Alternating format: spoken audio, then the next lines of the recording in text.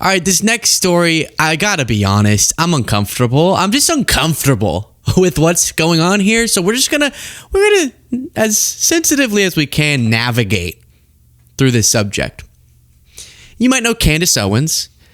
The most prominent way she's shown up on this show recently is with little interest, but with much humor.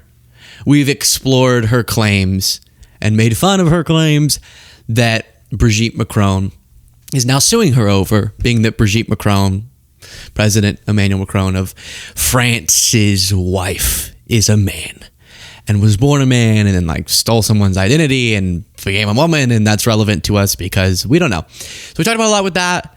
She was the MAGA right-wing figure for a while, but now I think she's a little bit more politically, definitely right-wing, but politically ambiguous. She's criticizing MAGA a lot now and stuff, and is more known for her, you would call, conspiracy theories.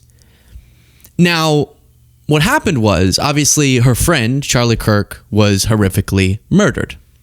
And so it shifted from more on the Brigitte Macron type stuff to a quote-unquote investigation of Kirk's murder.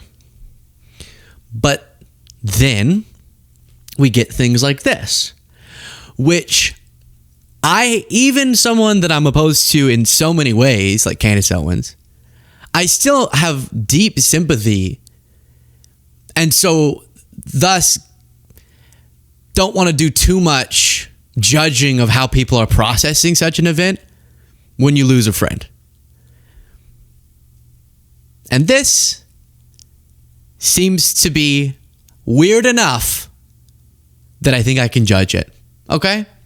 So again, it's not about not having sympathy or everyone processes in their different ways, but she's now posting texts that a lot of people are saying are embarrassing for Kirk, and he got killed. So posting texts that in this case seem to prove some hypocritical characteristic of him feels like a strange thing to do to your friend whenever they just got murdered in front of the world. So what am I talking about? Well, and then we'll get to a clip of her, I guess, saying that Trump maybe was involved in the killing of Kirk. So it's just kind of part of why we haven't kept up with her series in the aftermath of Kirk's assassination is I can't keep up with it. I just can't. It keeps going in all these different directions, and it would be too much to figure out what is it today? What's the new theory today? But this doesn't seem to relate at all to the quote-unquote investigation.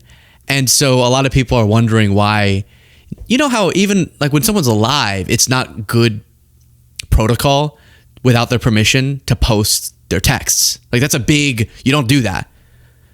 And other than really specific circumstances where they accuse you of lying and you're like, well, here's the text, you get the person's permission to post their private text, especially when it's them being a lib and loving Nicki Minaj after all the things they've said about such topics.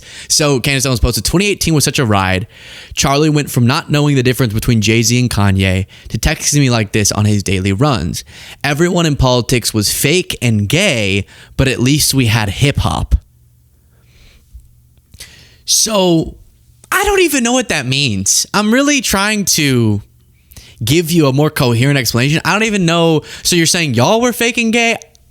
So then after saying we were all faking gay, but at least we had hip hop, she posts him sending her back in 2018 a Kanye West song that features, I guess, Jay-Z and Nicki Minaj titled Monster, and says, yeah.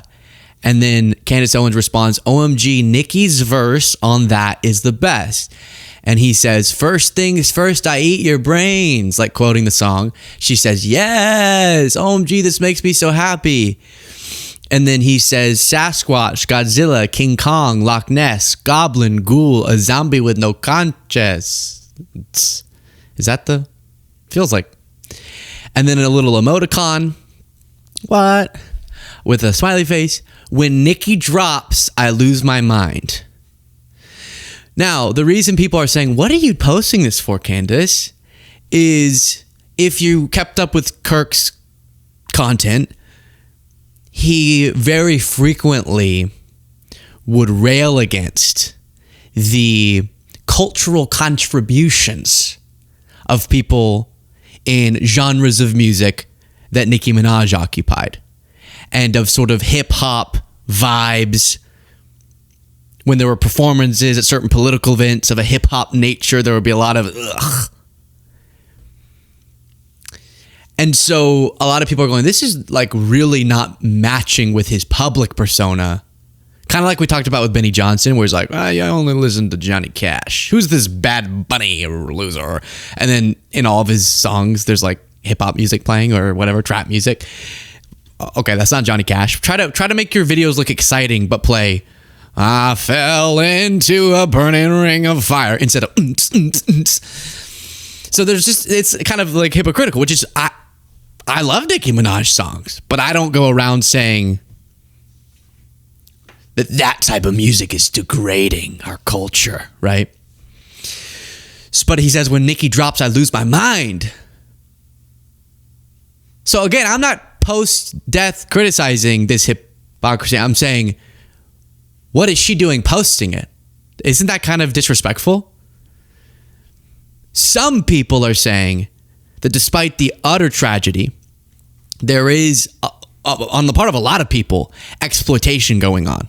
Whether for views, money, notoriety, to further a political cause. She's the best. I do my weights to that song, Candace says. Jay-Z's verse is amazing too. Makes me think of where I'm at.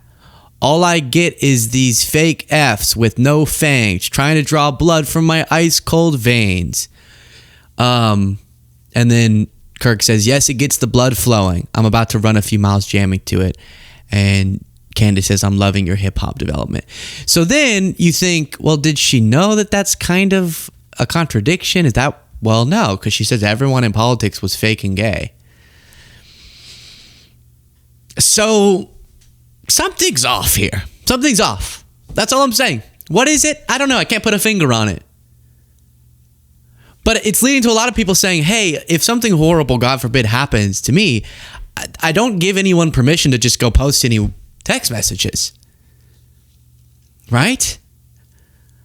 Now, all of my text messages would be perfectly consistent with who you know and love.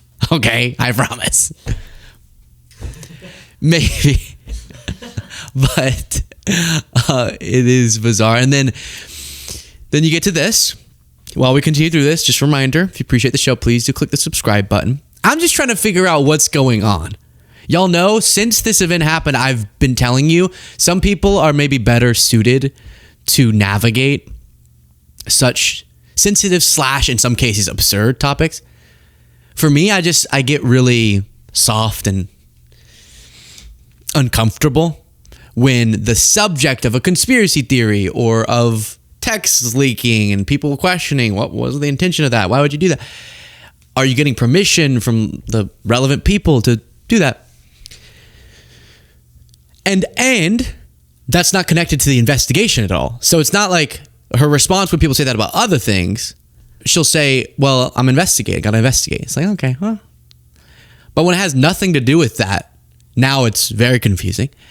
But I still think it's interesting to discuss, however sensitive the broader subject is. And here she just starts saying that, I guess, Trump or the federal government was involved in killing Kirk. Just really needed to just take a breather and really process everything that happened with Charlie and what it kind of means in terms of where we are. And I think it is a circumstance where we just know.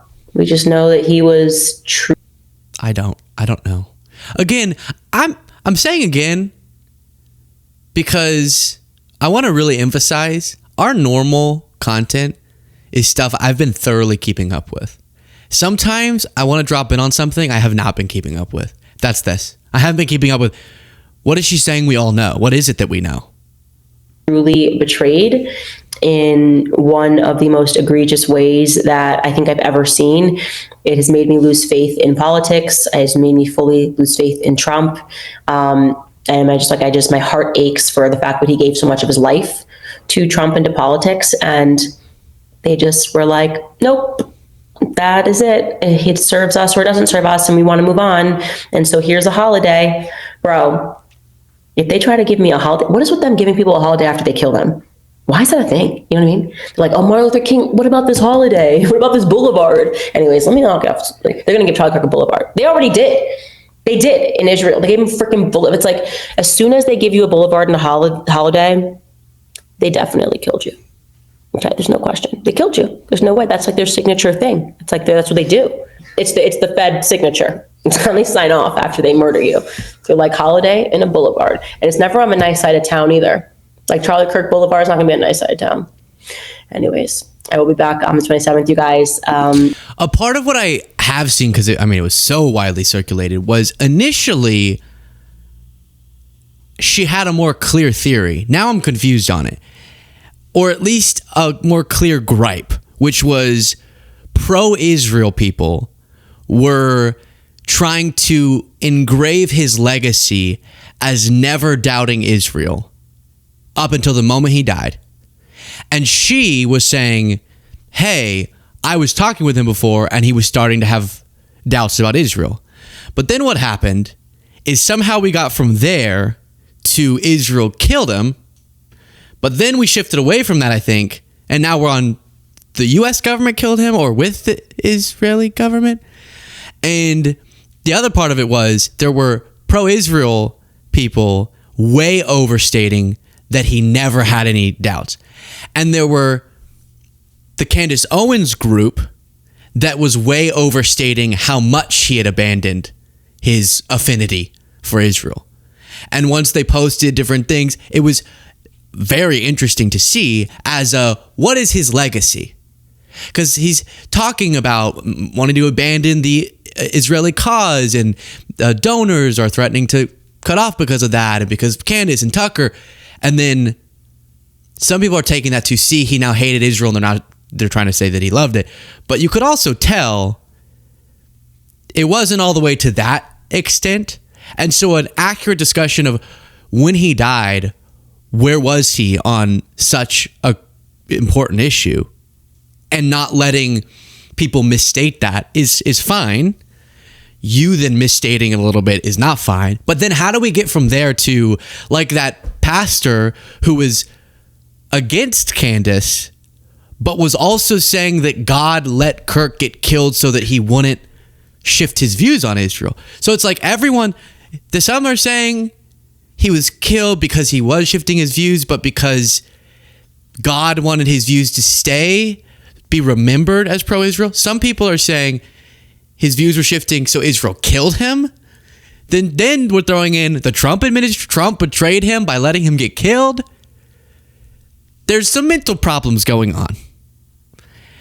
And initially being upset and wanting to voice how you saw his legacy in general, fine.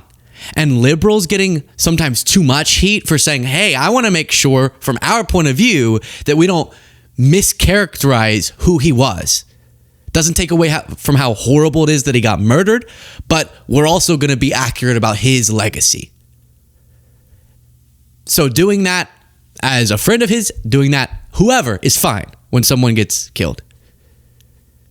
But that doesn't then justify just having clinically insane takes and lobbing into the conversation whoever you think would be interesting as supposedly co-conspirators to the murder, when right now we don't have any evidence of any of those things.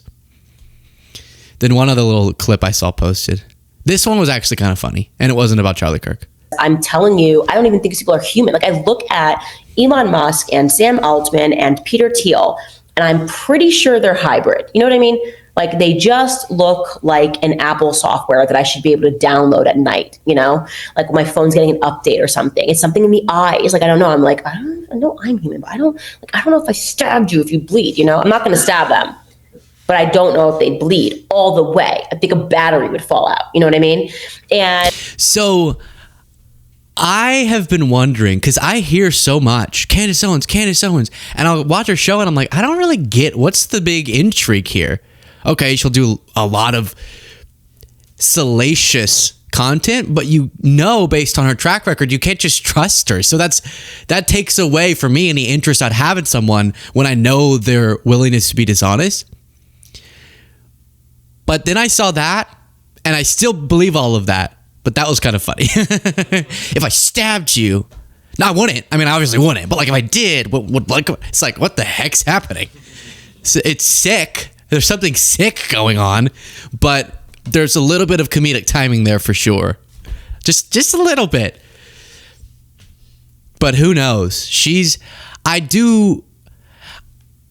I'm saying it once more. Softy me has a hard time really lobbing massive criticisms against people who've just gone through tragedies. But I think something very wrong goes on with her critical thinking process. Despite, on that specific point, Elon specifically does not seem fully human. He is a human. We're not dehumanizing, but he is. I wouldn't be surprised if a battery did fall out. It feels like something I'd say about. I'm not saying I would, but like if I did. Okay.